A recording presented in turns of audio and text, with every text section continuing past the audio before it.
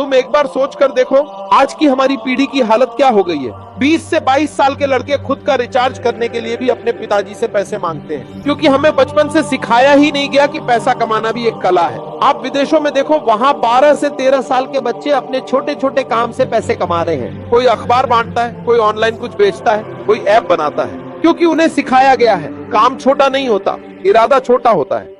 और हमारे यहाँ सबको बस एक ही सपना दिखाया जाता है, आगे और पीछे सिर्फ एक नौकरी, पहले स्कूल, फिर कॉलेज, फिर कोचिंग, फिर सालों का इंतजार। 35 की उम्र तक पहुंच जाते हैं, बाल झड़ने लग जाते हैं, तब जाकर कहते हैं अब नौकरी लगी है। लेकिन सोचो अब उससे तुम क्या कर लोगे? जवानी तो इंतजार में निकल गई। अगर तुम्हारी उम्र 13 से 25 के बीच है तो सुनो ध्यान से, अब तुम्हें यह समझना पड़ेगा कि नौकरी ही जिंदगी नहीं है। दुनिया बदल चुकी है। अब काम करने के लिए कुर्सी नहीं, सोच चाहिए।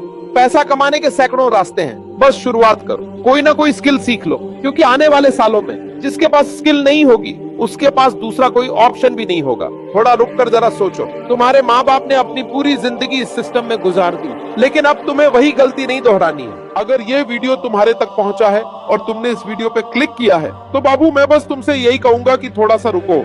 शॉर्ट्स तुमने बहुत देख लिए, रील्स तुमने बहुत देख ली, बहुत स्क्रॉल कर लिया। अब रुको और मेरी बात को ध्यान से सुनो। आखिर तुम्हारे साथ क्या हो रहा है? और अगर 30 मिनट तक मेरी एक एक बात ध्यान से नहीं सुन सकते तो अभी चले जाओ और अपनी कब्र खुद खोदते रहो। मैं तुम्हें एक कहानी सुना रहा हूँ, एक ऐसी कहानी जो तुम्हें अंदर तक हिलाकर रख देगी। अगर इस कहानी को सुनने के बाद तुम्हारी आंखों में आंसू ना आए तो समझ लेना कि तुम अब बहुत आगे निकल चुके हो और अब वापस आना बहुत मुश्किल है। तो पहले इस कहानी को ध्यान से सुनो और समझो कि मैं क्या कह रहा हूँ। आगे कहानी में खो जाओगे, इसलिए पहले ही चैनल को सब्सक्राइब कर लो।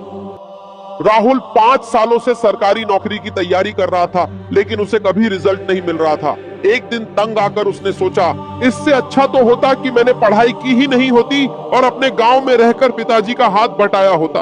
अब तक कितनी चीजें सीख चुका होता। क्यों मैंने अपने 20 साल बर्बाद कर दिए, अपनी जिंदगी बर्बाद कर दी, अपना बचपन बर्बाद कर दिया। हर वैकेंसी के लिए 20-20 लाख फॉर्म भरे जा रहे हैं और सिलेक्शन होता है सिर्फ 5 या 10 हजार लोगों का। मैं उनमें कैसे आऊंगा? पता नहीं कैसा एजुकेशन सिस्टम है हमारा, जो पूरे युवाओं को बर्बाद कर रहा है। उसका सिर भारी था, खिड़की से बाहर देख रहा था, लेकिन आंखों के सामने अंधेरा छाया था। बाहर ट्रैफिक की आवाजें थीं, गाड़ियां भाग रही थीं, हॉर्न बज रहे थे, लेकिन राहुल को सब शोर एक जैसा लग रहा था। वह सोचता जा रहा था, माँ की उम्मीदों का क्या होगा, पापा के भरोसे का क्या होगा, रिश्तेदारों और पड़ोसियों की हंसी कैसे सहन करूंगा। अगर मैं गांव में ही रहता और कभी पढ़ाई ही नहीं करता तो शायद इतना बोझ अपने सिर पर ना होता। यहाँ तो हर रोज लगता है कि मैं असफल हूँ, सब मुझसे आगे निकल गए। इतना सोचते सोचते उसके कानों में अचानक ट्रेन की आवाज पड़ी। सीटी की तीखी आवाज ने उसे जैसे नींद से जगा दिया। उसने घड़ी देखी, यही तो वही समय है जब उसके गांव की ट्रेन निकलती है। राहुल को उस वक्त किसी ने पुकारा नहीं था, लेकिन उसे लगा जैसे जिंदगी खुद उसे बुला रही हो। बिना ज्यादा सोचे उसने बैग उठाया, जरूरी सामान रखा और बाकी सब वैसे ही छोड़ दिया। किताबें, नोट्स, फॉर्म्स, सब। अब मुझे इस सब से बाहर जाना है। वह तेजी से स्टेशन पहुंचा। लोग भाग दौड़ में लगे थे, कोई ट्रेन पकड़ रहा था, कोई विदा कर रहा था। राहुल भीड़ के बीच से निकलकर प्लेटफॉर्म पर पहुंचा। ट्रेन पहले से ही खड़ी थी। उसने बिना पीछे मुड़े उसमें कदम रख दिया। ट्रेन धीरे धीरे चल पड़ी। राहुल खिड़की के पास बैठा और बाहर देखने लगा। शहर की ऊंची ऊंची इमारतें पीछे छूट रही थीं। चमकते बोर्ड, कोचिंग सेंटर के पोस्टर, लाइब्रेरी की इमारतें सब एक एक कर गायब हो रहे थे। ऐसा लग रहा था जैसे उसकी नाकामियों का बोझ भी पीछे छूट रहा हो। कुछ देर बाद नजारा बदल गया। चारों तरफ खेत फैले हुए थे, हवा ताजा थी, मिट्टी की खुशबू राहुल की सांसों में घुल रही थी। उसे बचपन याद आ गया। वह भी इसी ट्रेन से गांव से शहर आया था। तब उसके हाथ में बैग नहीं बल्कि माँ का आशीर्वाद और पिता की उम्मीदें थी। आज वही ट्रेन उसे वापस ले जा रही थी, लेकिन हाथ में उम्मीदें नहीं, थकान थी। यात्रा लंबी थी। राहुल बार बार सोचता रहा, क्या वाकई मैंने गलत किया? क्या सचमुच पढ़ाई छोड़कर गांव लौट जाना मेरी हार है, या फिर ये एक नया शुरुआत होगी? उसका मन कभी डरता, कभी सुकून पाता। आखिरकार ट्रेन उसके गांव के स्टेशन पर पहुंची। प्लेटफॉर्म वही पुराना था। पान की दुकान अभी भी थी, कुली वैसे ही आवाजें लगा रहे थे। राहुल ने जैसे ही बाहर कदम रखा उसे लगा कि उसने कोई बोझ उतार दिया हो। गांव के रास्तों पर चलते हुए उसका मन भारी जरूर था, लेकिन आंखें चमक रही थी। घर पहुंचकर माँ ने उसे देखा तो चौंक गई। अरे तू अचानक कैसे आ गया? राहुल ने मुस्कुराने की कोशिश की और कहा, बस माँ, अब यहीं रहना है। पिता चुप थे।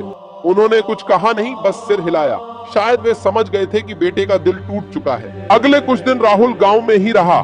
सुबह खेतों में जाता, कभी पिता का हाथ बटाता, कभी चौपाल पर बैठ जाता। पुराने दोस्तों से मिला, सब उसे देखकर खुश हुए, लेकिन उसके मन में खालीपन था। वह सोचता, क्या अब यही मेरी जिंदगी है या फिर कोई और रास्ता खुलेगा। इसी बीच गांव में अचानक एक अजीब सी खबर फैली।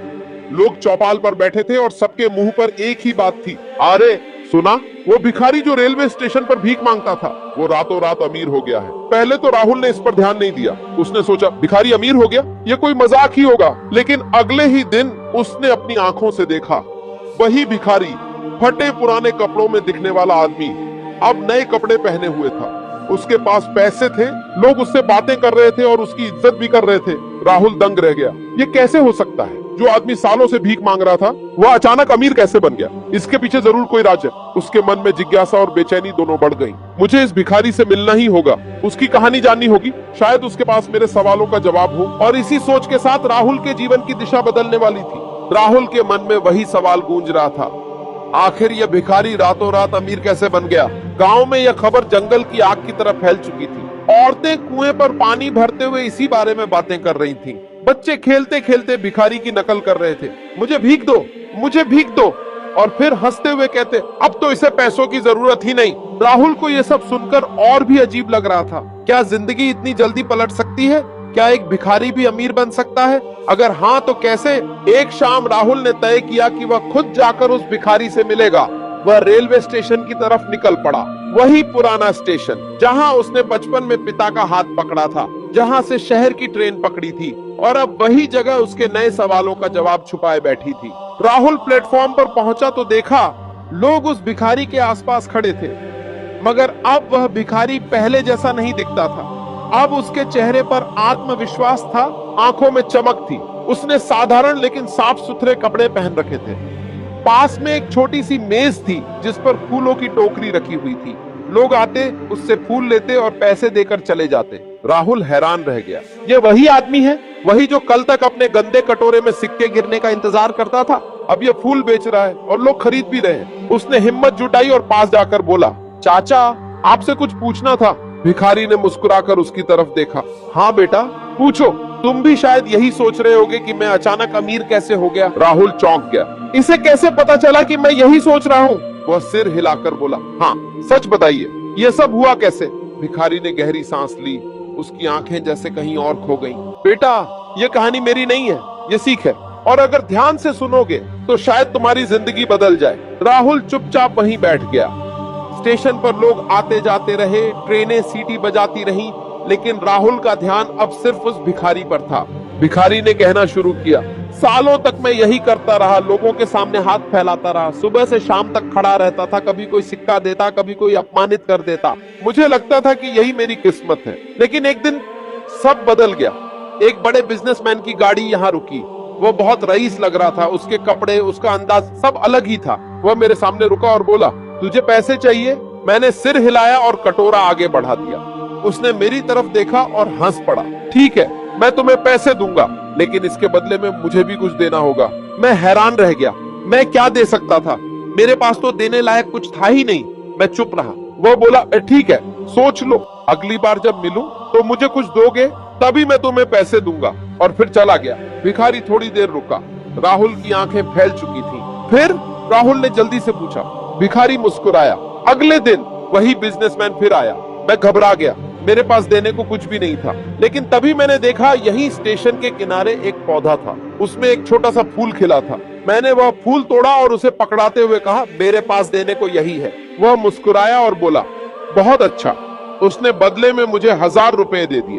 उस दिन मुझे समझ आया कि इस दुनिया में हर चीज की कीमत होती है, कोई चीज फालतू नहीं है। मैंने उस फूल की अहमियत पहली बार जानी। उसके बाद से मैंने ठान लिया कि अब मैं भीख नहीं मांगूंगा। मैंने फूल तोड़ने शुरू किए, उन्हें बेचने लगा, लोग लेने लगे। धीरे धीरे मेरे पास पैसे आने लगे। मैंने एक छोटी सी टोकरी खरीदी, फिर थोड़े और फूल लाने लगा, और देखो आज अब मैं फूल वाला हूँ, भिखारी नहीं। राहुल ने चुपचाप पूरी कहानी सुनी। उसके भीतर हलचल मच रही थी। मतलब इंसान के पास हमेशा कुछ होता है बेचने के लिए, बस समझ नहीं पाता कि वो चीज क्या है। भिखारी ने आगे कहा, बेटा उस बिजनेसमैन ने मुझे सिर्फ पैसे नहीं दिए, उसने मेरी सोच बदल दी, और यही सोच इंसान को अमीर बनाती है। राहुल की आंखें गीली हो गईं। उसे लगा जैसे किसी ने उसके अंदर जमी धूल साफ कर दी हो। उसने मन ही मन ठान लिया, अब मैं भी जानूंगा कि मेरे पास बेचने के लिए क्या है। अब मैं भी भीड़ का हिस्सा नहीं, अपनी राह बनाने वाला बनूंगा। भिखारी की कहानी सुनकर राहुल देर तक वहीं बैठा रहा। स्टेशन की भीड़ उसके लिए गायब हो चुकी थी। उसके कानों में सिर्फ वही शब्द गूंज रहे थे, इस दुनिया में हर चीज की कीमत होती है। राहुल को महसूस हुआ कि यह कोई साधारण घटना नहीं है।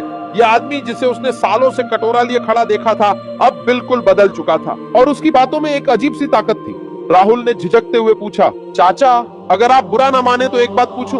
जब आपके पास कुछ नहीं था, तब आपने फूल देने का सोच कैसे लिया? और ये सब इतना आसान कैसे हो गया? मैं खुद 5 साल से मेहनत कर रहा हूँ, पर मेरे हिस्से में सिर्फ नाकामी आई है। भिखारी ने राहुल की आंखों में देखा, वहाँ निराशा भी थी, सवाल भी। वह हल्का सा मुस्कुराया। बेटा, आसान कुछ नहीं था। जब मैंने पहली बार फूल बेचने की सोची, तब लोगों ने मुझ पर हंसा था। बोले, ये भिखारी अब व्यापारी बनेगा। लेकिन मैं जान चुका था कि अगर मुझे जिंदगी बदलनी है तो मुझे भीड़ की हंसी की परवाह छोड़नी होगी। और सुनो, इंसान की सबसे बड़ी गलती यही है, वो सोचता है कि उसके पास कुछ नहीं है। सच तो यह है कि हर किसी के पास देने के लिए कुछ न कुछ होता है। राहुल चुप रहा। वह सोच रहा था, क्या मेरे पास भी कुछ है? क्या मैं भी कुछ बेच सकता हूँ? लेकिन उसे जवाब नहीं मिल रहा था। भिखारी ने जैसे उसके मन को पढ़ लिया हो। बेटा, अगर तू सचमुच जानना चाहता है कि अमीर बनने का रास्ता क्या है, तो मैं तुझे 5 नियम बताऊंगा। लेकिन याद रखना, ये किताबों में लिखे नियम नहीं होंगे। ये मेरे खून पसीने से निकले हुए हैं। इन्हें समझना आसान नहीं, पर अगर समझ गया तो तेरा जीवन बदल जाएगा। राहुल का दिल जोर जोर से धड़कने लगा। 5 नियम, यही वो चीज हो सकती है जिसकी मुझे तलाश थी। उसने तुरंत कहा, हाँ चाचा, मुझे बताइए, मैं सुनने के लिए तैयार हूँ। भिखारी ने गहरी सांस ली और बोला, नहीं बेटा, अभी नहीं, जल्दीबाजी मत कर। जो चीज सालों में सीखी है, उसे एक दिन में समझना नामुमकिन है। पहले तुझे ये साबित करना होगा कि तू सचमुच बदलना चाहता है। जब तक तेरे मन में दृढ़ता नहीं होगी, तब तक कोई नियम काम नहीं करेगा। राहुल ने सिर झुका लिया। उसके अंदर से आवाज आई, हाँ, मैं बदलना चाहता हूँ, अब और नहीं। भिखारी ने उसकी तरफ हाथ बढ़ाया और कहा, ठीक है, कल सुबह यहीं स्टेशन पर मिलना। मैं तुझे पहला नियम बताऊंगा, और याद रखना, हर नियम तुझे अपनी आंखों से देखना होगा, सिर्फ सुनकर नहीं समझ पाएगा। राहुल ने हाँ में सिर हिलाया। उसके अंदर अजीब सा उत्साह जाग रहा था, जैसे इतने सालों की नाकामी के बाद अब कोई दरवाजा खुलने वाला हो। उस रात राहुल घर लौटा तो सो नहीं सका। माँ पूछती रही, क्या हुआ बेटा, कुछ सोच रहे हो? लेकिन राहुल ने कुछ नहीं बताया। उसने बस कहा, माँ, कल से सब बदल जाएगा। रात भर वह करवटें बदलता रहा। दिमाग में बार बार वही सवाल आता, पहला नियम क्या होगा? कहीं ये सब झूठ तो नहीं? लेकिन अगर सच हुआ तो? अगर सचमुच मेरी जिंदगी बदल सकती है? सुबह होते ही राहुल स्टेशन की ओर निकल पड़ा। सूरज की किरणें खेतों पर चमक रही थीं, हवा ताजगी से भरी थी, लेकिन राहुल के दिल की धड़कनें तेज थीं। स्टेशन पर पहुंचते ही उसने देखा, भिखारी पहले से मौजूद था, लेकिन आज वह पहले जैसा भिखारी नहीं लग रहा था। उसने साफ कपड़े पहने थे और उसकी टोकरी में ताजे फूल रखे हुए थे।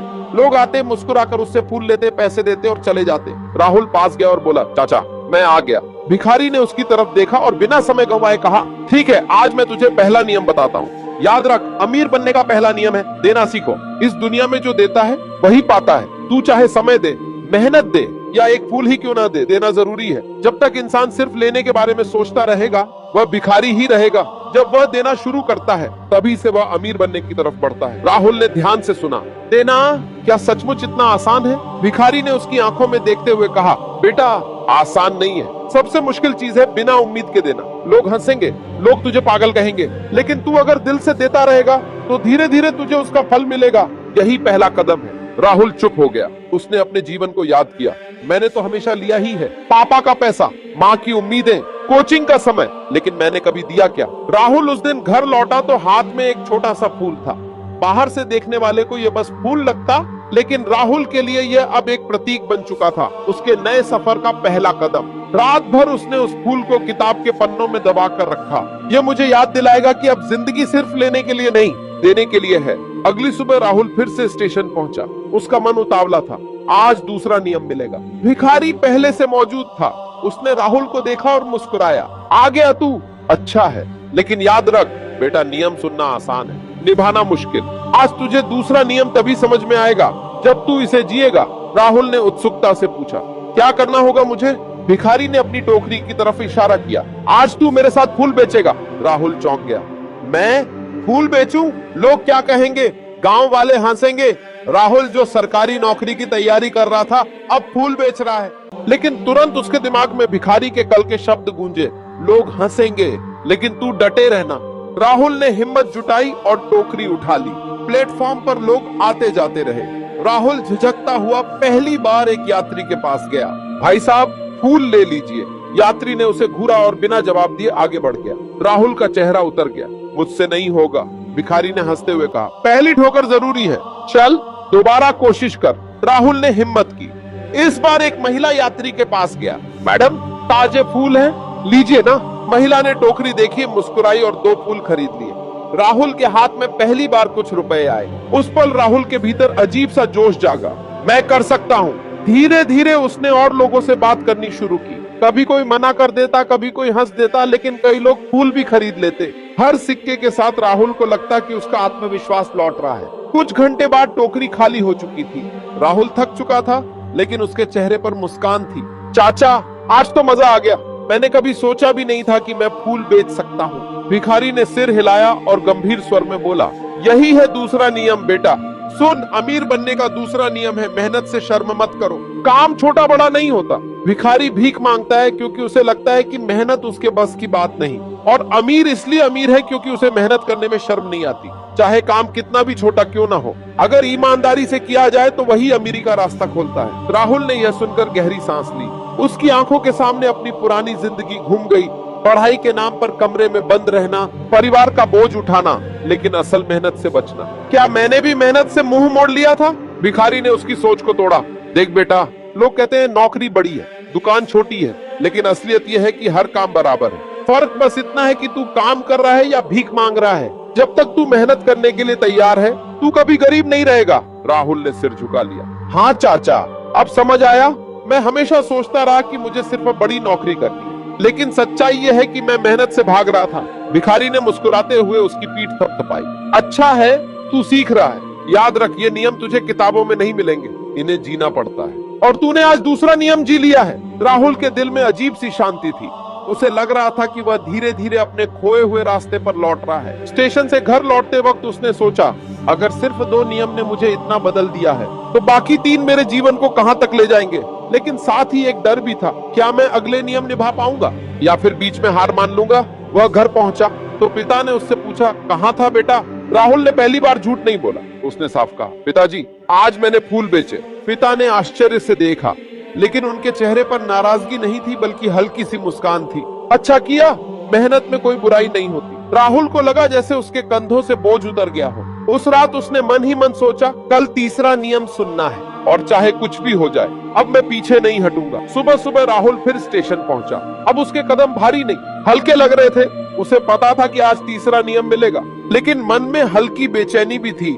कल चाचा ने कहा था कि सिर्फ सुनने से कुछ नहीं होगा, जीना पड़ेगा। तो आज क्या इम्तिहान होगा? भिखारी, या कहें अब फूल वाला, पहले से मौजूद था। टोकरी में ताजे फूल थे और चेहरा हमेशा की तरह शांत। राहुल ने नमस्ते किया। चाचा, मैं तैयार हूँ, भिखारी ने मुस्कुराते हुए कहा। अच्छा है, आज तुझे तीसरा नियम सिखाना है, लेकिन याद रख, ये नियम समझना आसान है, निभाना मुश्किल। तैयार है तू? राहुल ने गहरी सांस ली। हाँ। भिखारी ने अपनी जेब से 500 रुपए का नोट निकाला और राहुल के हाथ में रख दिया। जा बेटा, इस पैसे से आज व्यापार कर, लेकिन शर्त ये है, शाम तक तू इसे बढ़ाकर मेरे पास लौट आएगा। अगर ये पैसा तेरा घट गया तो तू हार जाएगा। राहुल चौंक गया। पैसा? मेरे पास तो कभी इतना बड़ा नोट नहीं होता था, और अब इससे व्यापार कैसे करूंगा? अगर घाटा हो गया तो? उसके चेहरे पर डर साफ दिख रहा था। भिखारी ने तुरंत कहा, यही है तीसरा नियम बेटा। अमीर बनने का तीसरा नियम है, जोखिम उठाना सीखो। जिसे सिर्फ सुरक्षित खेलना आता है, वह कभी बड़ा नहीं बन पाता। जो जोखिम से डरता है, वही सालों तक वहीं का वहीं रह जाता है। याद रख, पैसा तभी बढ़ता है जब तू उसे काम पर लगाता है। अगर तू इसे सिर्फ जेब में रखेगा तो यह कागज का टुकड़ा बनकर रह जाएगा।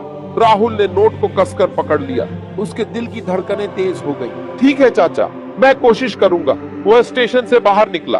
सड़क पर भीड़ थी, दुकानों पर लोग खरीदारी कर रहे थे। राहुल सोच रहा था, क्या करूं? 500 से क्या व्यापार हो सकता है? उसने सोचा कि वही काम दोहराए, फूल खरीद कर बेचे। लेकिन फिर याद आया कि यह तो आसान रास्ता है, जोखिम कहाँ है? भिखारी तो यही कह रहा था कि नई सोच लानी होगी। घूमते घूमते राहुल एक चाय की दुकान पर रुका। वहाँ भीड़ लगी थी। उसे ख्याल आया, यहाँ अगर मैं बिस्कुट बेचूं तो शायद लोग खरीद लें, लेकिन बिस्कुट कहाँ से लाऊं? वह तुरंत पास की किराने की दुकान पर गया। 500 में से 400 रुपए के पैकेट ले लिए, बाकी 100 रुपए जेब में रखे। फिर दुकान वाले से बात की, क्या मैं यहीं चाय पीने वालों को बिस्कुट बेच सकता हूँ? दुकान वाले ने पहले तो शक की नजर से देखा, फिर बोला ठीक है, लेकिन मुझे भी कुछ हिस्सा चाहिए। राहुल ने हामी भर दी। कुछ देर बाद राहुल चाय की दुकान के पास खड़ा था। बिस्कुट, ताजे बिस्कुट, चाय के साथ बिस्कुट ले लो। लोग पहले हंसने लगे, अरे ये तो वही लड़का है जो नौकरी की तैयारी कर रहा था, अब बिस्कुट बेच रहा है। लेकिन राहुल ने परवाह नहीं की, उसने दिल मजबूत किया और आवाज लगाता रहा। धीरे धीरे लोग खरीदने लगे, चाय के साथ बिस्कुट सबको भाने लगे। 2 घंटे में उसका सारा माल बिक गया। उसने हिसाब लगाया, 400 के बिस्कुट उसने 500 में बेच दिए, यानी 100 रुपए का मुनाफा। उसके हाथ कांप रहे थे खुशी से। मैंने कर दिखाया, मैंने जोखिम लिया और जीत गया। शाम को राहुल दौड़ते हुए स्टेशन पहुंचा। भिखारी वहीं बैठा था। राहुल ने मुस्कुराते हुए 500 का नोट और साथ में 100 रुपए और उसके हाथ में रख दिए। ये रहा आपका पैसा और ये है मुनाफा। भिखारी ने उसकी आंखों में देखा और गंभीर स्वर में कहा, शाबाश बेटा, तूने साबित कर दिया कि तू जोखिम उठाने से डरता नहीं। यही है तीसरा नियम। याद रख, अगर तू डर के कारण कदम पीछे खींच लेता तो तेरा पैसा खत्म हो जाता, लेकिन तूने हिम्मत दिखाई। यही फर्क है गरीब और अमीर में। राहुल की आंखों में चमक थी। उसे लग रहा था जैसे उसने कोई परीक्षा पास कर ली हो। भिखारी ने आगे कहा, लेकिन याद रख बेटा, जोखिम का मतलब पागलपन नहीं है। समझदारी से सोच समझकर उठाया गया जोखिम ही सही फल देता है। मूर्खता से उठाया गया कदम तुझे बर्बाद कर सकता है। फर्क बस इतना है, क्या तूने सोचे समझे कदम लिए या बिना सोचे कूद पड़ा।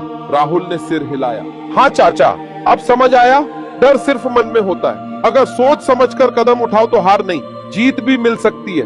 भिखारी मुस्कुराया। अच्छा है, तू अब रास्ते पर चल रहा है, लेकिन अभी 2 नियम और बाकी हैं। और यकीन मान, असली कसौटी वहीं होगी। राहुल के दिल में उत्साह था। अब वह जान चुका था उसकी जिंदगी बदल रही है, लेकिन साथ ही उसके मन में डर भी था, अगर अगली बार असफल हो गया तो क्या मैं तब भी संभल पाऊंगा। उस रात राहुल देर तक सोचता रहा। उसके हाथ में वही फूल था और अब 100 रुपए का मुनाफा भी। लेकिन उसके दिमाग में सिर्फ एक बात गूंज रही थी, अब मैं जोखिम से नहीं डरूंगा। अगले दिन राहुल सुबह सुबह उठ गया। पिछली रात उसे नींद ठीक से नहीं आई थी। बार बार वही ख्याल आता रहा, जोखिम उठाना। हाँ, लेकिन अगली बार क्या होगा, अब आगे क्या सिखाएंगे चाचा। स्टेशन की तरफ जाते हुए उसकी चाल तेज थी। मन में उत्सुकता भी थी और डर भी। भिखारी पहले से वहां मौजूद था। टोकरी में फूल रखे थे, पर इस बार फूल कम थे और चेहरा गंभीर। राहुल ने देखा कि आज चाचा मुस्कुरा नहीं रहे। नमस्ते चाचा। भिखारी ने हल्की सी मुस्कान दी। नमस्ते बेटा, लगता है आज रात नींद नहीं आई। राहुल ने चौंक कर देखा। आपको कैसे पता। भिखारी ने कहा, तेरे चेहरे पर सब लिखा है, चिंता मत कर, आज का सबक तेरी सारी बेचैनी का जवाब देगा। राहुल सीधा बैठ गया। तो बताइए, आज क्या सीखना है। भिखारी ने धीरे से कहा, अमीर बनने का चौथा नियम है, अकेले कभी मत चलना, रिश्तों और भरोसे का मूल्य समझो। राहुल ने भौहें सिकोड़ ली। मतलब अमीर बनने के लिए रिश्तों का क्या लेना देना। भिखारी ने बिना जवाब दिए अपनी टोकरी से एक मुरझाया फूल निकाला और राहुल के हाथ में रख दिया। देख, ये फूल अकेला है, अगर इसे तू अकेले ही रखेगा तो जल्दी मुरझा जाएगा, लेकिन अगर इसे बाकी फूलों के साथ रखेगा तो ये और देर तक ताजा रहेगा। जिंदगी भी वैसी ही है, अकेला इंसान जल्दी टूट जाता है, पर जब उसके पास अपने लोग होते हैं तो वह मजबूत रहता है। राहुल अभी भी समझने की कोशिश कर रहा था, तभी भिखारी ने उसे पास खींचा और स्टेशन की ओर इशारा किया। वहां एक रिक्शा वाला बैठा था जिसका रिक्शा टूटा हुआ था। वह पसीने में लथपथ उसे सुधारने की कोशिश कर रहा था, लेकिन अकेले से काम नहीं बन रहा था। भिखारी ने कहा, जा उसकी मदद कर। राहुल चौंका, लेकिन चाचा ये तो उसका काम है। भिखारी ने बीच में रोक दिया। नियम सीखना है या बहाने बनाना है। राहुल चुपचाप उठा और रिक्शे वाले के पास गया। दोनों ने मिलकर रिक्शा सीधा किया, पहिया ठीक से लगाया। रिक्शा वाला मुस्कुराते हुए बोला, भाई अगर तुम नहीं आते तो मैं आज यहीं फंस जाता। शुक्रिया। राहुल के मन में अजीब सी खुशी हुई। कोई मुनाफा नहीं, कोई पैसा नहीं, फिर भी दिल हल्का और संतुष्ट। भिखारी ने पास आकर कहा, यही है चौथा नियम, रिश्तों और भरोसे में निवेश करो, इंसानों से जुड़ो। सिर्फ पैसों का लेन देन अमीर नहीं बनाता, असली अमीरी तब है जब लोग तेरे साथ खड़े हों। तू आज उस रिक्शे वाले की मदद की, कल वही तुझे किसी और मुसीबत से निकाल लेगा। यह दुनिया लेन देन से चलती है, लेकिन हर बार पैसा ही नहीं देना पड़ता, कभी मदद, कभी भरोसा, कभी समय भी देना होता है। राहुल ने गहरी सांस ली। अब बात समझ आने लगी थी। तो चाचा, क्या यही वजह है कि आप भी कभी अकेले नहीं रहते? आप हर रोज लोगों से जुड़ते हैं, उन्हें फूल देते हैं। भिखारी मुस्कुराया। सही समझा, मेरे पास शुरू में पैसा नहीं था, लेकिन मेरे पास लोग थे। मैंने फूल बेचते बेचते सिर्फ पैसे नहीं कमाए, बल्कि रिश्ते बनाए। स्टेशन का हर दुकानदार मुझे जानता है, हर यात्री मुझे पहचानता है। यही नेटवर्क मेरी असली ताकत है। जब मेरे पास मुश्किल आई तो ये लोग मेरे साथ खड़े हुए। और बेटा, यही रिश्ते किसी भी इंसान को अमीर बनाते हैं, सिर्फ रुपये से नहीं बल्कि इज्जत और भरोसे से। राहुल चुपचाप सुन रहा था। उसकी आंखों में हल्की नमी आ गई थी। उसे याद आया कैसे नौकरी की तैयारी में उसने खुद को अकेला कर लिया था। दोस्ती छोड़ी, रिश्तेदारों से दूरी बना ली, हर किसी को बोझ समझा। अगर मैंने रिश्ते बनाए होते तो शायद मेरी जिंदगी इतनी खाली नहीं लगती। भिखारी ने उसके कंधे पर हाथ रखा। याद रख बेटा, अकेले चलोगे तो शायद थोड़ा आगे बढ़ जाओगे, लेकिन दूर तक जाना है तो साथ चाहिए। और यही चौथा नियम है। राहुल ने सिर हिलाया। अब उसे साफ दिख रहा था कि पैसा ही सब कुछ नहीं, रिश्तों की ताकत ही असली पूंजी है। उस शाम राहुल घर लौटा तो उसके मन में अलग ही शांति थी। उसने तय किया कि अब वह लोगों से दूर नहीं रहेगा। गांव में, मोहल्ले में, जहां भी रहेगा रिश्ते बनाएगा। लेकिन साथ ही उसके मन में सवाल भी था। अब तक 4 नियम मिल गए, लेकिन 5वां नियम क्या होगा और क्या मैं उसे निभा पाऊंगा? भिखारी ने जाते जाते कहा भी, बेटा 5वां नियम सबसे कठिन है। अगली बार तैयार होकर आना, वहां तेरी असली परख होगी। राहुल के कदम थम गए, दिल जोर से धड़क रहा था। अगर चौथा नियम इतना गहरा था तो 5वां क्या होगा? अगली सुबह राहुल की बेचैनी पहले से कहीं ज्यादा थी। 4 नियम उसके भीतर बैठ चुके थे। पहला, कुछ भी फ्री नहीं मिलता। दूसरा, मेहनत का फल तभी है जब तू मूल्य पैदा करे। तीसरा, जोखिम उठाना सीख। 4, रिश्तों और भरोसे की ताकत समझ। लेकिन अब 5वां नियम बचा था। भिखारी ने साफ कहा था, यह सबसे कठिन है। राहुल स्टेशन की तरफ भागा। इस बार उसके कदम डर और उत्साह दोनों से भरे थे।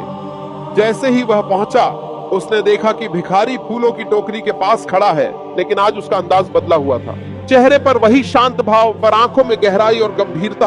आ गया बेटा? हाँ चाचा, राहुल ने जवाब दिया। मैं तैयार हूँ। भिखारी ने सिर हिलाया। आज मैं तुझे 5वां नियम दूंगा, लेकिन ध्यान रख, ऐसे सिर्फ सुनना नहीं है, इससे जीना पड़ेगा। और ये नियम ही तय करेगा कि तू सच में अमीर बनेगा या नहीं। राहुल ने गहरी सांस ली। बताइए, भिखारी ने उसकी आंखों में देखते हुए कहा। अमीर बनने का 5वां नियम है, खुद को दूसरों के लिए उपयोगी बनाओ। पैसा कमाना आसान है, मेहनत, जोखिम और रिश्तों से हर कोई आगे बढ़ सकता है। लेकिन असली अमीरी तभी है जब तेरी मौजूदगी दूसरों की जिंदगी बदल दे। जब लोग तुझसे सिर्फ रुपए के लिए नहीं बल्कि उम्मीद और सहारे के लिए जुड़े रहे। राहुल थोड़ी देर चुप रहा। लेकिन चाचा, मैं दूसरों के लिए क्या कर सकता हूँ? मैं खुद संघर्ष कर रहा हूँ। अभी तक तो मेरी जिंदगी ही उलझी रही है। भिखारी मुस्कुराया। यही तो असली कसौटी है बेटा। हर इंसान सोचता है कि पहले मैं सफल हो जाऊं, अमीर बन जाऊं, फिर दूसरों की मदद करूंगा। लेकिन सच्चाई उलटी है। जो दूसरों के लिए काम करना शुरू करता है वही सच में अमीर बनता है। देख, मैंने फूल बेचकर पैसा कमाया, लेकिन असली दौलत तब मिली जब लोगों को मैंने खुश किया। शादी में फूल दिए तो आशीर्वाद मिला, यात्रियों को फूल दिए तो मुस्कान मिली। यही मेरी असली कमाई है। राहुल सोच में पड़ गया। भिखारी ने उसकी चुप्पी तोड़ते हुए कहा, आज तुझे एक इम्तिहान दूंगा। स्टेशन के उस कोने में देख। राहुल ने देखा। वहां एक बूढ़ी औरत बैठी थी, झुर्रियों से भरा चेहरा, मैले कपड़े, हाथ कांपते हुए फैले हुए। वह भिखारी भी नहीं लग रही थी, क्योंकि उसके चेहरे पर लाचारी थी, लेकिन जुबान पर भीख मांगने का शब्द नहीं। भिखारी ने कहा, जा बेटा, आज तुझे इस औरत की मदद करनी है, लेकिन ध्यान रहे, मदद सिर्फ पैसे से मत करना। कोशिश करना कि तेरी मौजूदगी उसकी जिंदगी बदल दे। अगर तू सफल हुआ तो 5वां नियम तूने सीख लिया, वरना समझ लेना कि अभी तेरा सफर अधूरा है। राहुल के दिल में हलचल मच गई। जिंदगी बदल दूं? मेरी अपनी जिंदगी ही संभल नहीं रही और मैं किसी और की जिंदगी कैसे बदलूंगा? लेकिन वह आगे बढ़ा, धीरे धीरे उस औरत के पास पहुंचा और बैठ गया। माँ जी, आप यहाँ क्यों बैठी हैं? औरत ने कांपती आवाज में कहा। बेटा दामाद शहर में है, उन्होंने मुझे बोझ समझकर यहाँ छोड़ दिया। कोई सहारा नहीं है। कभी कोई यात्री दया कर देता है तो पेट भरता है, वरना भूखा रह जाती हूँ। राहुल के दिल में टीस उठी। उसे अपने पिताजी याद आए। अगर मैं गांव न लौटता तो शायद वे भी अपने बेटे को बोझ ही समझते। उसने औरत के हाथ में पैसे रखने चाहे, लेकिन तुरंत याद आया, चाचा ने कहा था सिर्फ पैसे से मदद मत करना। उसने सोचा और अचानक एक ख्याल आया।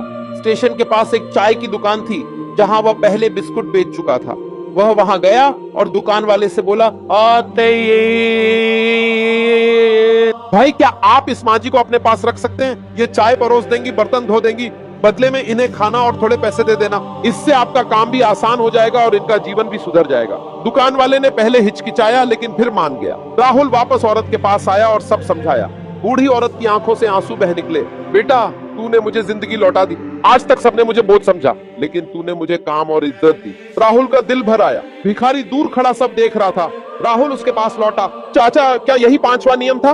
भिखारी ने गर्व से उसकी पीठ थपथपाई। हाँ बेटा, यही। खुद को दूसरों के लिए उपयोगी बनाना ही असली अमीरी है। तूने आज सिर्फ एक औरत को सहारा नहीं दिया बल्कि खुद को इंसान बनाया है। याद रख, पैसे से बड़ा निवेश इंसानों की जिंदगी में करना होता है। जब तू किसी की दुनिया बदल देता है तब दुनिया तुझे अमीर बनाती है। राहुल की आंखें नम थीं, उसके भीतर जैसे एक नई रोशनी जल उठी थी।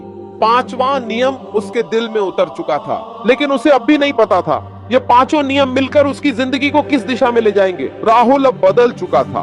5 नियम उसके दिल में उतर चुके थे, लेकिन असली परीक्षा अब शुरू होने वाली थी।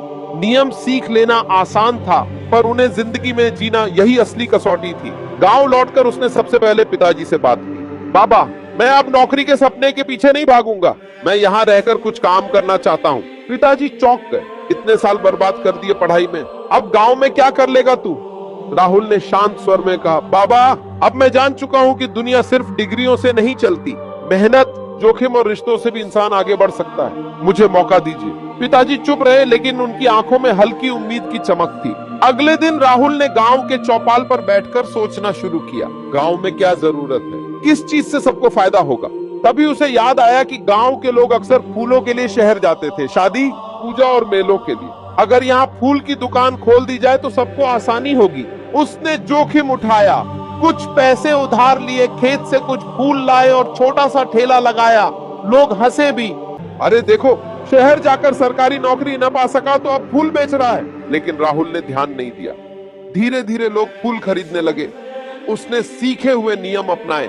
हर फूल की कीमत तय की, कुछ भी फ्री नहीं दिया। फूल सजाकर बेचे ताकि लोगों को मूल्य महसूस हो। उधार लेकर जोखिम उठाया। गांव वालों से दोस्ती की, हर किसी का ख्याल रखा। और सबसे बढ़कर, जब कोई बूढ़ी दादी फूल खरीदने आई और पैसे कम पड़े तो राहुल ने कहा, आप पैसे मत दीजिए, ये फूल आपके लिए है, बस मुझे आशीर्वाद दीजिए। लोगों को लगा कि राहुल सिर्फ बेच नहीं रहा बल्कि उनके लिए कुछ कर रहा है। धीरे धीरे उसका काम बढ़ा। कुछ महीनों में राहुल की फूल की दुकान गांव से कस्बे तक पहुंच गई। उसने और लोगों को काम पर रखा। एक लड़का फूल तोड़ने के लिए, एक लड़की गजरे बनाने के लिए। राहुल ने चौथा नियम याद रखा, अकेले मत चलो। उसने काम बांटा, सबको साथ लिया। लोगों ने महसूस किया कि राहुल अब सिर्फ अपने लिए नहीं बल्कि पूरे गांव के लिए काम कर रहा है। लेकिन राह आसान नहीं थी। कस्बे में पहले से एक बड़ा फूल व्यापारी था।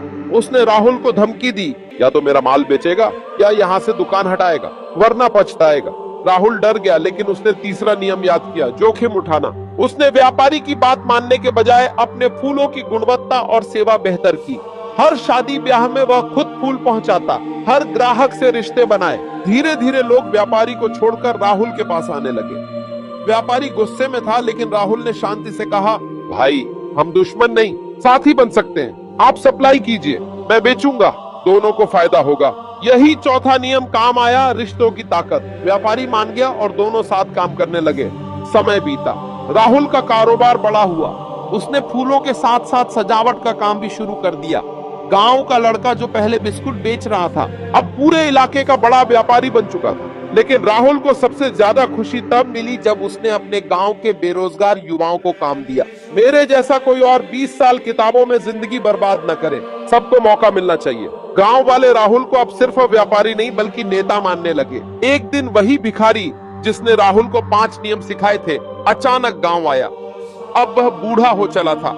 राहुल ने उसे पहचानते ही गले लगा लिया। चाचा, अगर आप ना होते तो मैं आज यहाँ ना होता।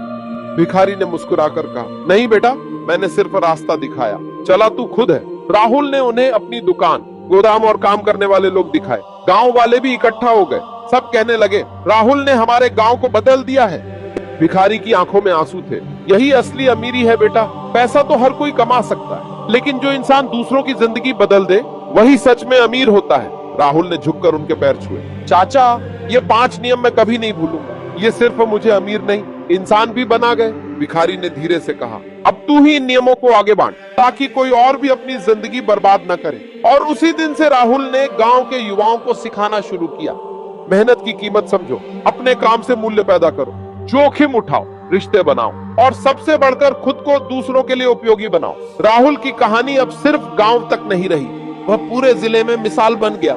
लोग कहते, जिस लड़के ने 20 साल किताबों में खपा दिए और खुद को नाकाम समझा, वही आज हजारों की जिंदगी का सहारा है। और राहुल हर बार मुस्कुराकर यही कहता, अमीर बनने का मतलब सिर्फ जेब भरी होना नहीं है, बल्कि दिल और रिश्ते भरना है। भिखारी की कही हुई बातें अब उसके जीवन का हिस्सा थी। राहुल ने 5 नियम सीखे, उन्हें जिया और साबित कर दिया कि सफलता डिग्री से नहीं, सोच से मिलती है। उसकी कहानी हर उस युवा के लिए आईना थी जो सपनों के पीछे भागते भागते खुद को खो देता है।